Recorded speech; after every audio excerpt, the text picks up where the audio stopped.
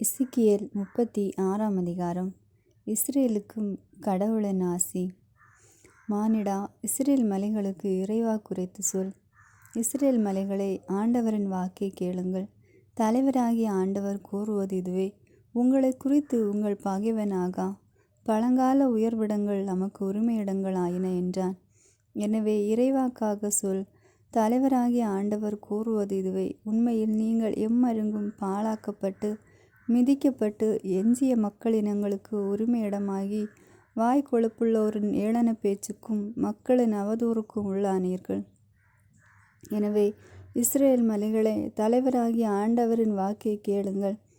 மலைகளுக்கும் குன்றுகளுக்கும் ஓடைகளுக்கும் பள்ளத்தாக்குகளுக்கும் அழிவின் பாலிடங்களுக்கும் சுற்றிலுமுள்ள மற்ற நாடுகள் கொள்ளையிட்டு ஏளனம் செய்யும் குடிகளற்ற நகர்களுக்கும் தலைவராக ஆண்டவர் கூறுவது இதுவே: அவர் கூறுவது உண்மையாகவே. எரியும் என் சினத்தால் மற்ற நாடுகளுக்கு எதிராகவும் ஏதோம் முழுவதற்கும் எதிராகவும் நான் பேசுகிறேன். ஏனெனில் இதயத்தில் மகிழ்வோடும் கெடுமதியோடும் என் நாட்டின் மேய்ச்சல் நிலங்களை கொள்ளையிட நாட்டை தாங்களே உடைமையாக்கி கொண்டன. எனவே இஸ்ரேல் நாட்டை குறித்து இறைவாக்குரைத்து மலைகளுக்கும் குன்றுகளுக்கும் ஓடைகளுக்கும் பள்ளத்தாக்குகளுக்கும் சொல். தலைவராகிய ஆண்டவர் கூறுவது இதுவே: நான் என் சகிப்பின்மையிலும் சினத்திலும் பேசுகிறேன். மக்கள் இனங்களின் வசைமொழிகளை நீங்கள் சுமக்கின்றீர்களே. எனவே தலைவராகிய ஆண்டவர் இவ்வாறு கூறுகிறார்: கையோர்த்தி நான் ஆணையிடுகிறேன். உண்மையாகவே உங்களை சுற்றியுள்ள மக்களினங்கள் தங்கள் இழிவை தாங்களே சுமப்பர். ஆனால் இஸ்ரேல் மலைகளை, நீங்கள் உங்கள் கிளைகளை பரப்பி என் மக்களுக்காய் கனிகளை சுமப்பீர்கள். ஏனெனில் அவர்கள் விரைவில் வந்து விடுவர். ஏனெனில் நான் உங்களுக்காய் இருக்கிறேன், உங்களை கண்ணோக்குவேன். உங்கள் நாடு மீண்டும் உழப்பட்டு விதை விதைக்கப்படும். உங்கள் மக்களை பெருக செய்வேன். இஸ்ரேல் வீட்டார் அனைவரையும் பெருக செய்வேன். நகர்களில் மக்கள் குடியேறுவர். அழிவிடங்கள் மீண்டும் கட்டி எழுப்பப்படும். உங்களில் மானிடரையும் விலங்குகளையும் மிகுதியாக்குவேன். அவர்கள் பலுகி பெருகுவர். முற்காலங்களைப் போல் உங்களை குடியேற்றுவேன். முந்தைய காலங்களை விட மிகுதியாக நீங்கள் வளமடைய செய்வேன். அப்போது நானே ஆண்டவர் என்பதை அறிந்து கொள்வீர்கள். இஸ்ரேல் மக்களாகிய என் மக்களை உங்களில் நடமாட செய்வேன். அவர்கள் உங்களை உடைமையாக்கி கொள்வார்கள். நீங்கள் அவர்களுக்கு உரிமை சொத்தாயிருப்பீர்கள். நீங்கள் இனி ஒருபோதும் அவர்களை பிள்ளையல்லாதவராய் செய்ய மாட்டீர்கள். தலைவராகிய ஆண்டவர் கூறுவது இதுவே: உங்களிடம் மக்கள் நீங்கள் மனிதரை விழுங்கி உங்கள் நாட்டை பிள்ளைகள் இல்லாமல் செய்கிறீர்கள் என்று சொல்கிறார்கள். எனவே மனிதரை நீங்கள் இனிமேல் விழுங்க மாட்டீர்கள். உங்கள் நாட்டை பிள்ளைகள் இல்லாமல் செய்ய மாட்டீர்கள் என்கிறார் தலைவராகிய ஆண்டவர். இனிமேல் நாடுகளின் பழி சொல்லை நீங்கள் கேட்க விடமாட்டேன். மக்களினங்களின் இழிச்சொல்லை நீங்கள் சுமக்க மாட்டீர்கள். உங்கள் நாட்டை விளைவிக்க மாட்டீர்கள் என்கிறார் தலைவராகிய ஆண்டவர். இஸ்ரேலின் புதுவாழ்வு. ஆண்டவரின் வாக்கு எனக்கு அருளப்பட்டது. மானிடா, இஸ்ரேல் மக்கள் தங்கள் நாட்டில் வாழ்க்கையில் அவர்கள் தங்கள் நடத்தையாலும் செயல்களினாலும் அதை தீட்டுப்படுத்தினார்கள். அவர்களின் நடத்தை ஒரு பெண்ணின் மாதவிலக்கின் தீட்டு போல் என் கண்முன் இருந்தது. எனவே நான் என் சினத்தை அவர்கள் மேல் கொட்டினேன். ஏனெனில் அவர்கள் அந்த நாட்டில் இரத்தம் சிந்தி அதனை தெய்வ சிலைகளால் தீட்டுப்படுத்தினர். நான் அவர்களை வேற்றினத்தாரிடையே சிதறடித்தேன். அவர்கள் நாடுகளெங்கு சிதறுண்டு போயினர். அவர்களின் நடத்தைக்கேற்பவும் செயல்களுக்கேற்பவும் அவர்களுக்கு தீர்ப்பிட்டேன். வேற்றினத்தாரிடையே அவர்கள் எங்கு சென்றாலும் என் திருப்பெயரை தீட்டுப்படுத்தினர். ஏனெனில் அவர்களை குறித்து இவர்கள் ஆண்டவரின் மக்களாக இருப்பினும் அவரின் நாட்டை விட்டு போக வேண்டியதாயிற்று என்று கூறப்பட்டது. இஸ்ரேல் வீட்டார் சென்ற வேற்றினத்தாரிடையே தீட்டுப்படுத்திய என் திருப்பெயரை குறித்து நான் கவலை கொண்டேன். எனவே இஸ்ரேல் வீட்டாருக்கு சொல்.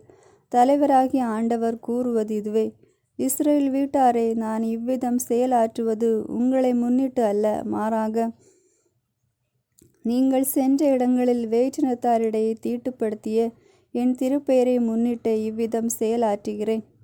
நீங்கள் வேற்றினத்தாரிடையே தீட்டுப்படுத்தி என் மாபெரும் பெயரை நான் புனிதப்படுத்துவேன். அப்போது உங்கள் வழியாய் அவர்கள் கண்முன்னே என் தூய்மையை நிலைநாட்டும் போது நானே ஆண்டவர் என்பதை அவர்கள் அறிந்து கொள்வார்கள் என்கிறார் தலைவராகிய ஆண்டவர்.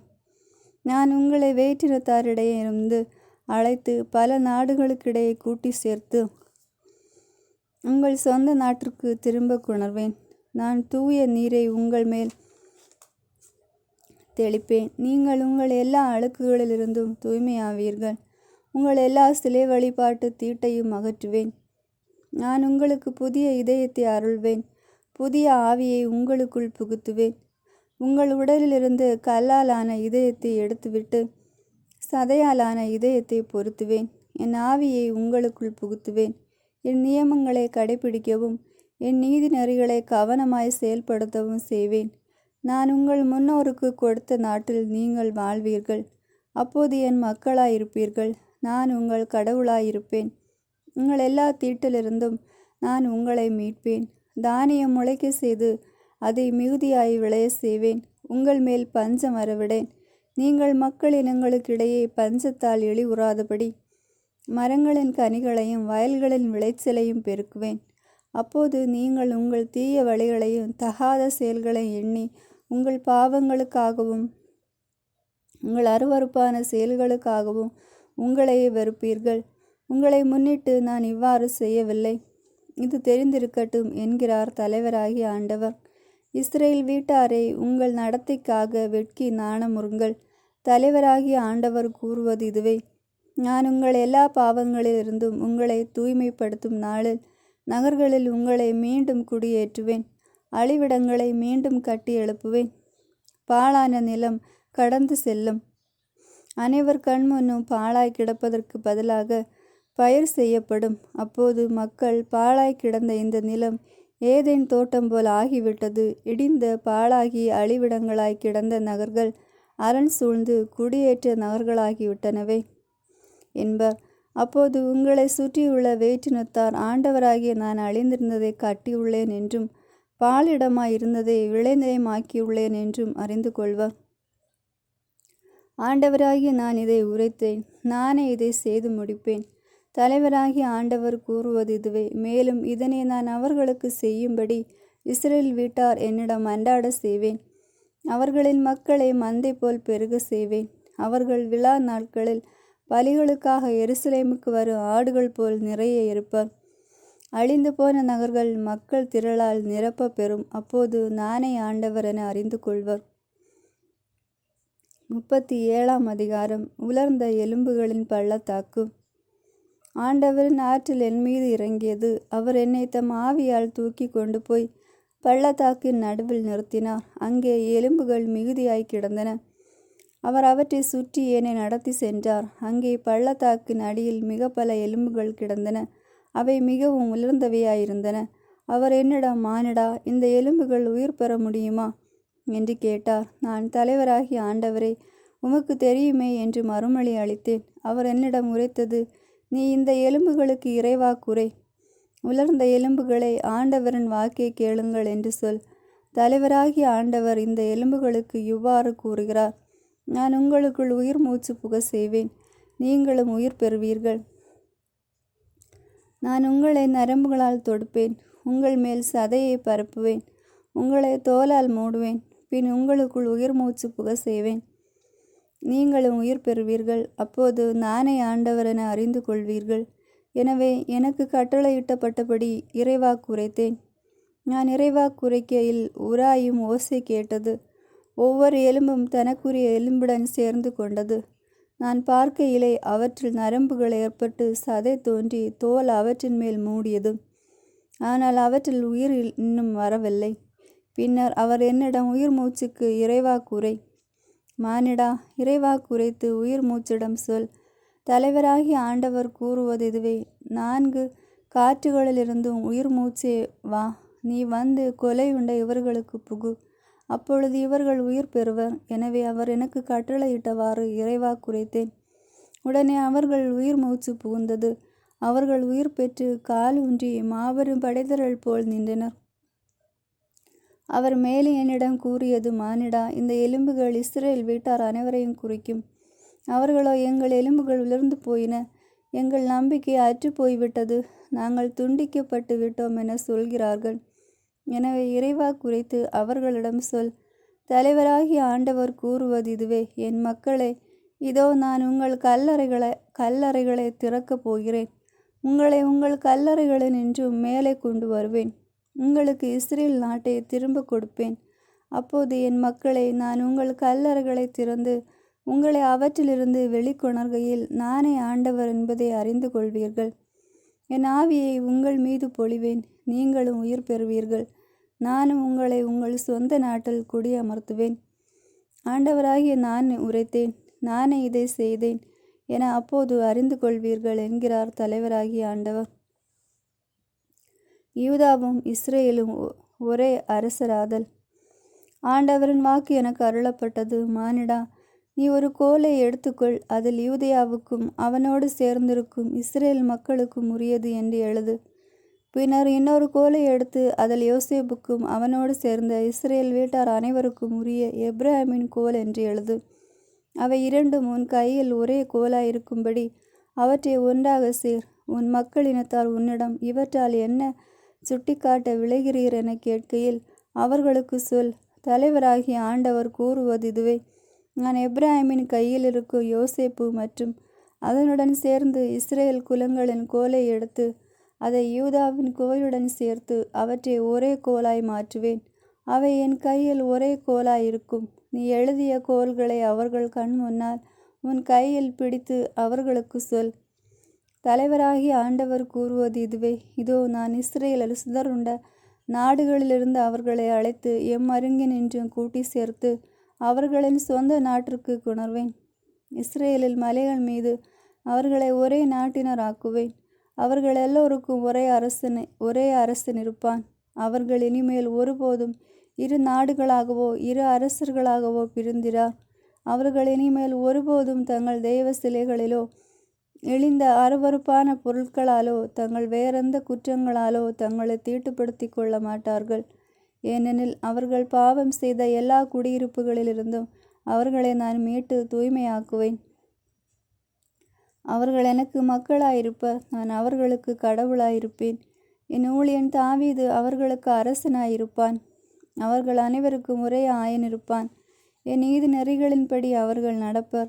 என் நியமங்களை கருத்தாய் கடைப்பிடிப்பர். நான் என் ஊழியன் யாக்கோபுக்கு கொடுத்ததும் உங்கள் மூதாதையார் வாழ்ந்ததுமாகிய நாட்டில் அவர்கள் வாழ்வர். அவர்களும் அவர்களின் மக்களும் மக்களின் மக்களும் அங்கு என்றென்றும் வாழ்வர். என் ஊழியன் தாவீது என்றென்றும் அவர்களின் தலைவனாயிருப்பான்.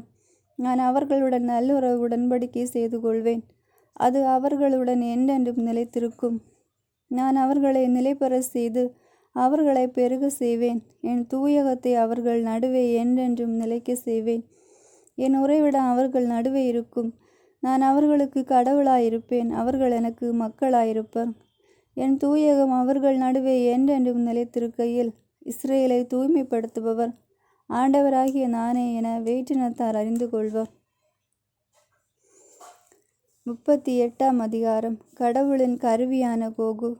ஆண்டவரின் வாக்கு எனக்கு அருளப்பட்டது: மானிடா, மெசேக்கு மற்றும் தூபால் இனத்தவர்களின் தலைவனும் மாகோகு நாட்டினனுமான கோகு என்பவனுக்கு நேராக உன் முகத்தை திருப்பி அவனுக்கு எதிராக இறைவாக்குரை.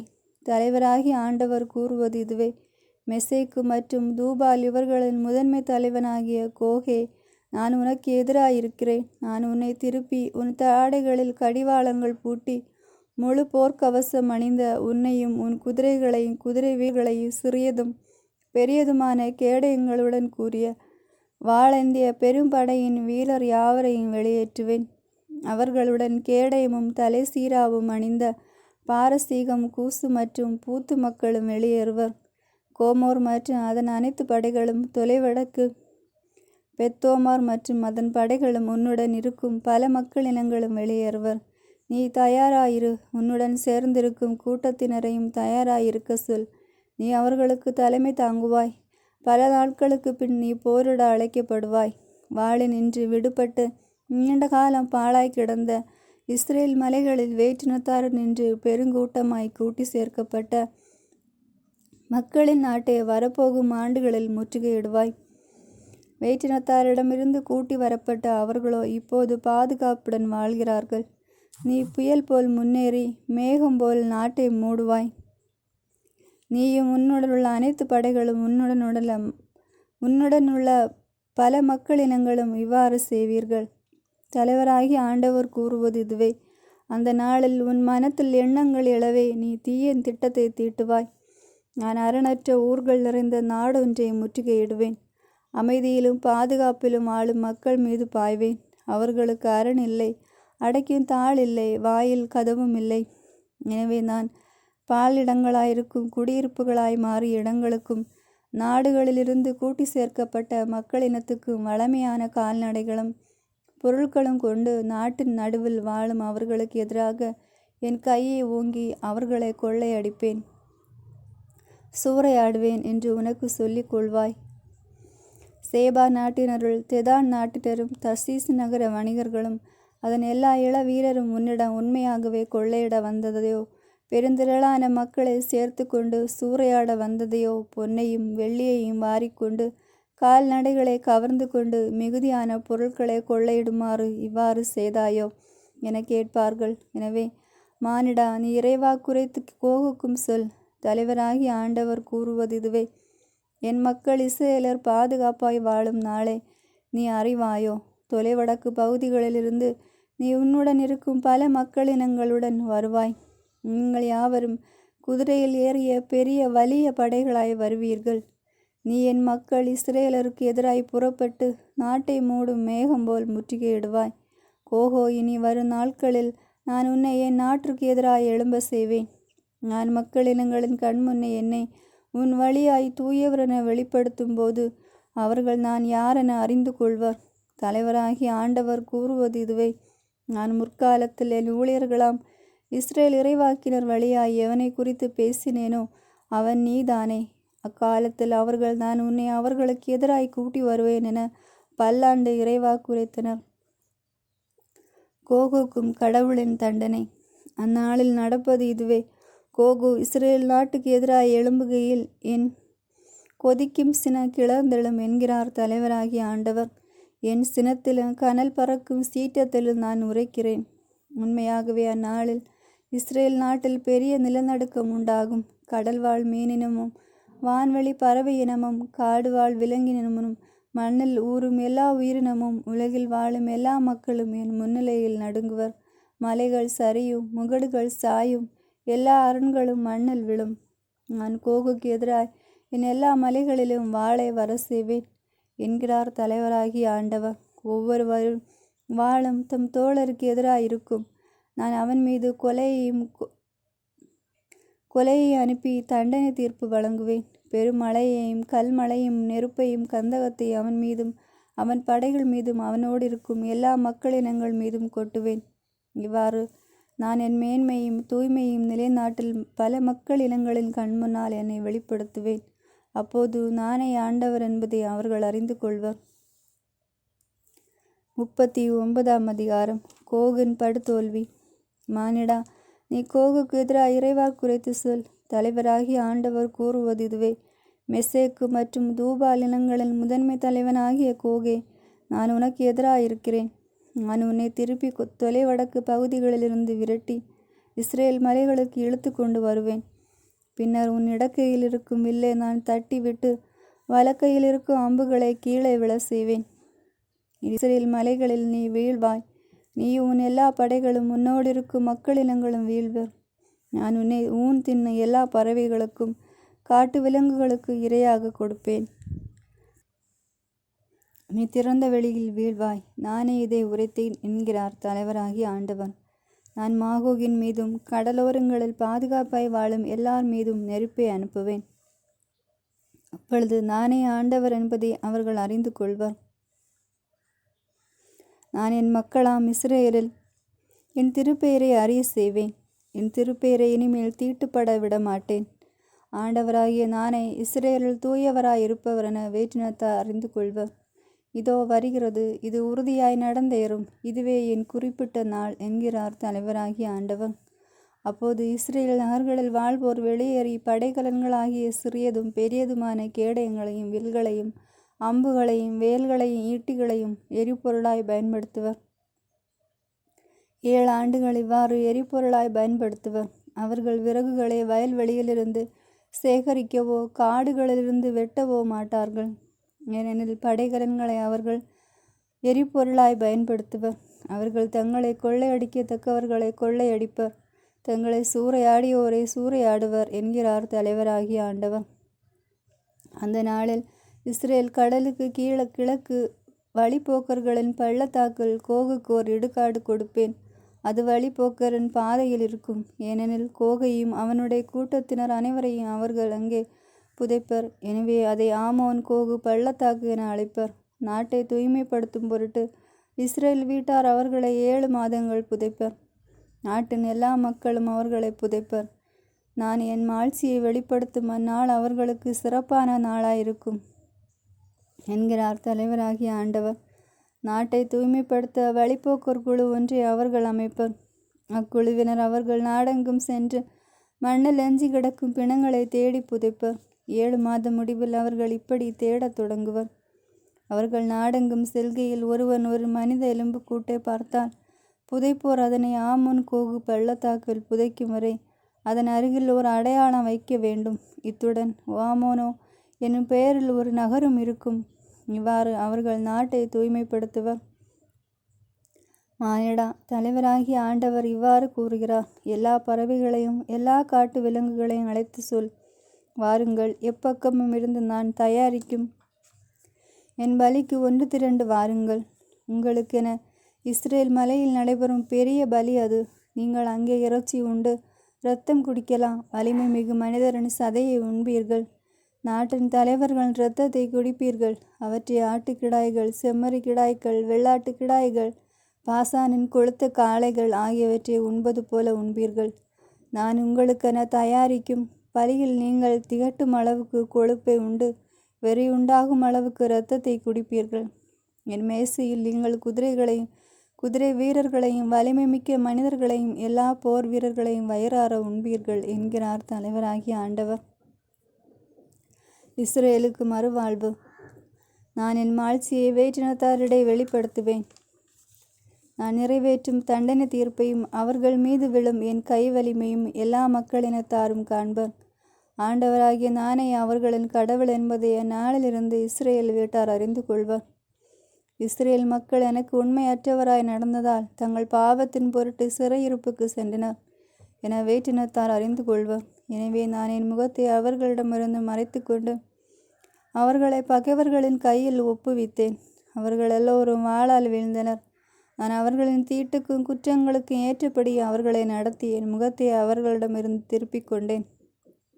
எனவே தலைவராகிய ஆண்டவர் இவ்வாறு கூறுகிறார். இப்போது நான் யாக்கோபை முன்னைய நன்னலைக்கு கொணர்வேன்.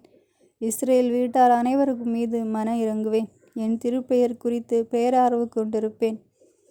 அவர்கள் தங்கள் நாட்டில் எவருடைய அச்சுறுத்தலும் இன்றி பாதுகாப்புடன் வாழும்போது தங்கள் அவமானத்தையும் அவர்கள் எனக்கு செய்த எல்லா நம்பிக்கை துரோகங்களையும் மறந்து விடுவர்.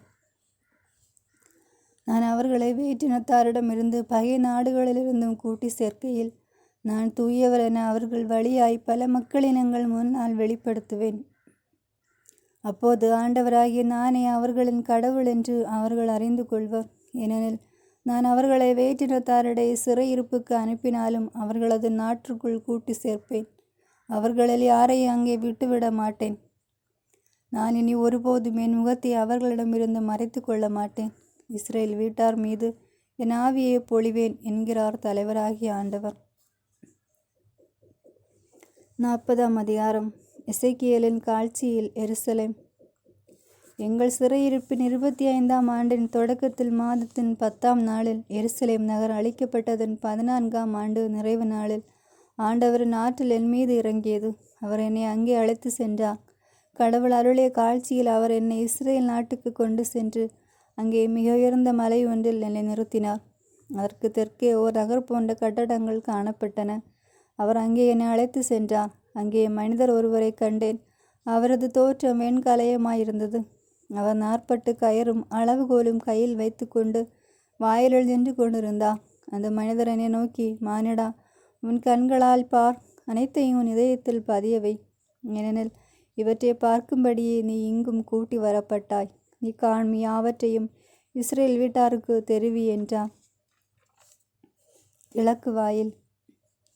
கோவிலுக்கு வெளியில் அதனை முற்றிலும் சுற்றி ஒரு மதில் இருக்க கண்டேன். அம்மனிதர் கையில் வைத்திருந்த அளவுகோல் 6 முழமும் 4 விரற்கடையும் நீளமும் கொண்டிருந்தது. அவர் அம்மதிலை அளந்தார். அதன் அகலம் 1 கோல், உயரம் 1 கோல். பின்னர் அவர் கிழக்கு நோக்கி இருக்கும் வாயிலுக்கு வந்து அதன் படிக்கட்டில் ஏறி வாயிற்படியின் மேலிருந்து அளந்தார். அது 1 கோல் ஆழமுடையதாயிருந்தது. பக்க அறைகள் 1 கோல் நீளமும் 1 கோல் அகலமும் இருந்தன. அறைகளுக்கு இடையே 5 முழ இடைவெளி இருந்தது. கோவிலை நோக்கி மண்டபத்தின் அருகில் உள்ள வாயிற்படி 1 கோல் ஆழமுடையதாயிருந்தது. பின்னர் அவர் கோவிலை நோக்கிய வாயிலின் முன்னிருந்த புகுமுக மண்டபத்தை அளந்தார். அது 1 கோல் இருந்தது. பின்னர் அவர் புகுமுக மண்டபத்தை அளந்தார். அதன் அளவு 8 முழம். அதன் புடைநிலை 2 முழம். இதுவே கோவிலை நோக்கிய வாயிலின் புகுமுக மண்டபம். கிழக்கு வாயிலின் ஒவ்வொரு பக்கத்திலும் 3 அறைகள் இருந்தன. 3 ஒரே அளவுடையிருந்தன. ஒவ்வொரு பக்கத்தின் புடைநிலைகளும் ஒரே அளவையே கொண்டிருந்தன. பின்னர் அவர் நுழைவாயிலின் அகலத்தை அளந்தார். அது 10 முழம் இருந்தது. அதன் நீளமோ 13 முழம். ஒவ்வொரு அறைக்கு முன்னாலும் 1 முழம் உயரமான ஒரு கைப்பிடி சுவர் இருந்தது. ஒவ்வொரு அறையும் 6 முழ சதுரம் கொண்டது. பின்னர் அவர் ஒரு அறையின் பின்பக்க சுவர் உச்சியில் இருந்த நேரெதிர இருந்த அறையின் உச்சி வரை இடைப்பட்ட வாயிலை அளந்தார். ஒரு கதவு இன்னொரு கதவுக்கு நேரெதிராயிருந்தது. இடைப்பட்ட தூரம் 25 முழம். அவர் புடைநிலைகளை அளந்தார். முற்றத்தை ஒட்டிய புகுமுக மண்டபம் வரையிலான அளவு அது. அவை 60 முழம் இருந்தன. வாயிலிருந்து புகுமுக மண்டபம் வரையிலான அளவு 50 முழம். அறைகளுக்கு வாயிலின் உள்ளிருந்த புடைநிலைகளுக்கு குறுகிய பலகணிகள் சுற்றிலும் இருந்தன. புகுமுக மண்டபத்துக்கு பலகணிகள் இருந்தன. சுற்றிலும் இருந்த பலகணிகள் உள்நோக்கி இருந்தன. புடைநிலைகளின் பேரிச்ச மரங்களின் வடிவங்கள் இருந்தன. வெளிமுற்றம். பின்னர் அவர் என்னை வெளிமுற்றத்திற்கு கூட்டிக் கொண்டு போனார். அங்கே முற்றத்தை சுற்றி அறைகளும் நடைமேடைகளும் அமைக்கப்பெற்றிருந்தன. நடைமேடைகளை சுற்றி 30 அறைகள் இருந்தன. வாயிலில் பக்கத்தில் இருந்த நடைமேடை நீளமும் அகலமும் ஒரே அளவே உடையதாயிருந்தது. இதுவே கீழ்த்தள நடைமேடை. பின்னர் அவர் கீழ் வாயிலின் உட்புறம் இருந்த உள்முற்றத்தின் வெளிப்புறம் வரை அளந்தார். அது கிழக்கையும் வடக்கையும் 100 முழம் இருந்தது. வடக்கு வாயில். பின்னர் அவர் வெளிமுற்றத்தை நோக்கிய வடக்கு வாயிலின் நீள அகலங்களை அளந்தார். ஒவ்வொரு பக்கமும் 3 இருந்த அறைகளும் புடைநிலைகளும் புகுமுக மண்டபமும் முந்தைய வாயிலை சுற்றி இருந்தவற்றின் அதே அளவுகளை கொண்டிருந்தன. அதாவது 50 முழ நீளம், 25 முழ அகலம். அதன் பலகணிகள், புகுமுக மண்டபம், பேரிச்ச மர வடிவங்கள் யாவும் கிழக்கு நோக்கிய வாயிலின் அருகில் இருந்தவற்றின் அதே அளவையே கொண்டிருந்தன. அதில் ஏறி போக 7 படிகள் இருந்தன. அவற்றின் எதிரில் புகுமுக மண்டபம் இருந்தது. கிழக்கு பக்கம் இருந்தது போலவே வடக்கு வாயிலை நோக்கிய உள்முற்றத்திற்கு இன்னொரு வாயிலும் இருந்தது. ஒரு வாயிலிருந்து எதிர்வாயில் வரை அவர் அளந்தார். அது 100 முழம் இருந்தது. தெற்கு வாயில். பின்னர் அவர் என்னை தெற்கு பக்கம் அழைத்து சென்றார். அங்கு தெற்கு நோக்கிய வாயில் ஒன்று இருந்தது. அவர் அதன் புடைநிலைகளையும் மண்டபத்தையும் அளந்தார். அவை மற்றவற்றின் அளவையே கொண்டிருந்தன. அதற்கும் புகமண்டபத்திற்கும் மற்றவற்றிற்கும் போலவே பலகணிகள் இருந்தன. அவை 50 முழ நீளமும் 25 முழ அகலமும் கொண்டிருந்தன. அதற்கு ஏறி செல்ல 7 படிகள் இருந்தன. முன்பக்கம் புகுமுக மண்டபம் இருந்தது. அதன் இருபக்கம் இருந்த புடைநிலைகளில் பேரிச்சை மர வடிவங்கள் இருந்தன. உள்முற்றத்தில் தெற்கு நோக்கிய வாயில் ஒன்றும் இருந்தது. அவர் அவ்வாயிலிருந்து தெற்கும் புறமுள்ள வெளிவாயில் வரை அளந்தார். அது 100 முழ நீளம் இருந்தது. உள்முற்றம் தென் வாயில். பின்னர் அவர் என்னை தெற்கு வாயில் வழியாக உள்முற்றத்திற்கு அழைத்து சென்று தெற்கு வாயிலை அளந்தார். அதற்கு மற்றவை போன்ற அளவுகளே இருந்தன. அதன் அறைகள், புடைநிலைகள், புகுமுக மண்டபம் யாவும் மற்றவை போன்ற அளவுகளை கொண்டிருந்தன. வாயிலையும் புகுமுக மண்டபத்தினையும் சுற்றிலும் பலகணிகள் இருந்தன. அவை 50 முழ உயரம், 25 முழ அகலம். சுற்றிலும் இருந்து புகுமுக மண்டபங்களுக்கு நீளம் 50 முழம், அகலம் 25 முழம். அதன் புகுமுக மண்டபம் வெளிமுற்றத்தை நோக்கி இருந்தது. புடைநிலைகளின் பேரீச்சை மர வடிவங்கள் இருந்தன. அதற்கு வெளியே செல்ல 8 படிகள் இருந்தன. உள்முற்றம், கீழே வாயில். பின்னர் அவர் என்னை கிழக்கு வாயிலிற்கு அழைத்து சென்று அவ்வாயிலை அளந்தார். அதற்கு மற்ற அளவுகளே இருந்தன. அதன் அறைகள், புடைநிலைகள், புகுமிகு மண்டபம் அனைத்திற்கு மற்றவற்றுக்கான அளவுகளே இருந்தன. வாயிலையும் புகுமிகு மண்டபத்தையும் சுற்றி பல கண்ணிகள் இருந்தன. அவற்றின் நீளம் 50 முழம், அகலம் 25 முழம். அதன் புகுமிக மண்டபம் வெளிமுற்றத்தை நோக்கி இருந்தது. புடைநிலைகளில் இருபக்கமும் பேரீச்சை மர வடிவங்கள் இருந்தன. மேலேறி செல்ல 8 படிகள் இருந்தன. உள்முற்றம், வட வாயில். பின்னர் அவர் என்னை வடக்கு வாயிலுக்கு அழைத்து சென்று அதை அளந்தார். அதற்கும் மற்றவற்றிற்கான அளவுகளே இருந்தன. அதன் அறைகள், புடைநிலைகள், சுற்றிலும் இருந்த பலகணிகள் அனைத்திற்கும் 50 முழ நீளமும் 25 முழ அகலமும் இருந்தன. அதன் புகுமிக மண்டபம் வெளிமுற்றத்தை நோக்கி இருந்தது. அதன் புடைநிலைகளில் இருபக்கமும் பேரீச்சை மர வடிவங்கள் இருந்தன. அதற்கு ஏறி செல்ல 8 படிகள் இருந்தன. ஒவ்வொரு உள் வாயிலிலும் புகுமிகு மண்டபத்தின் அருகில் வாயிலுடன் கூடிய அறை கொண்டிருந்தது. அங்கே எரிபலி பொருட்களை கழுவுவர். வாயில் அருகே உள்ள புகுமுக மண்டபத்தில் ஒவ்வொரு பக்கமும் 2 மேசைகள் இருந்தன. அவற்றின் மேல் எரிபலி, பாவம் போக்கும் பலி, குற்ற நீக்க பலி ஆகியவற்றுக்கான விலங்குகள் வெட்டப்படும். வாயில் அருகே உள்ள புகுமுக மண்டபத்தின் வெளி சுவர் அருகே வடக்கு வாயிலில் உள்ள படிகளின் ஒரு பக்கத்தில் 2 மேசைகளும் மறுபக்கத்தில் 2 மேசைகளும் இருந்தன. இவ்வாறு அங்கே பலி செலுத்துவதற்கென 4 மேசைகள் உள்ளேயும் 4 மேசைகள் வாயிலுக்கு வெளியேயும் மொத்தம் 8 மேசைகள் இருந்தன.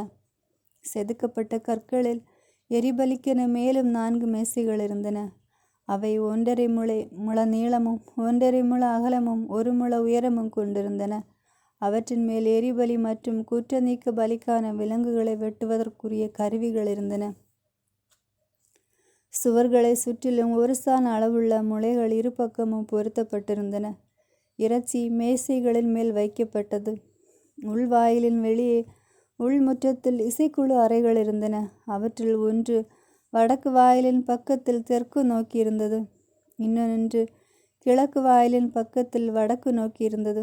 அவர் என்னிடம், தெற்கு நோக்கி இருக்கும் அறை கோவில் பொறுப்பில் இருக்கும் குருக்களுக்கானது. வடக்கு நோக்கி இருக்கும் அறை பீட பொறுப்பில் இருக்கும் குருக்களுக்கானது. இவர்கள் சாதோக்கின் மக்கள். லேவியரில் இவர்கள் மட்டுமே ஆண்டவருக்கு பணிபுரிய அவர் அருகில் செல்லலாம் என்றார். உள்முற்றமும் கோவில் கட்டடமும். பின்னர் அவர் முற்றத்தை அளந்தார். அது 100 முழ நீளமும் 100 முழ அகலமும் கொண்டு சதுர வடிவில் இருந்தது. கோவிலுக்கு முன்பக்கம் பீடம் இருந்தது. அவர் என்னை கோவிலின் புகமுக மண்டபத்திற்கு அழைத்து வந்து அதன் புடைநிலைகளை அளந்தார். அது ஒரு பக்கம் 5 முழமும் மறுபக்கம் 5 முழமும் இருந்தது. வாயிலின் அகலம் 14 முழம். அதன் புடைநிலைகள் ஒரு பக்கம் 3 முழம் மறுபக்கம் 3 முழம். புகுமுக மண்டபம் 20 முழ அகலமும் 11 முழ நீளமும் கொண்டிருந்தது. அதற்கு ஏறி செல்ல படிகள் இருந்தன. புடைநிலைகளில் ஒவ்வொரு பக்கமும் தூண்கள் இருந்தன. ஆமேன். God bless you.